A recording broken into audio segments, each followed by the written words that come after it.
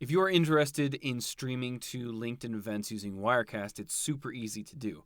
But the first thing you need to do is create the event in your LinkedIn profile. We're going to need the URL from that event in the Wirecast output settings. So in Wirecast, go up to the Output menu and choose Output Settings, and then resulting drop-down box, choose LinkedIn Live.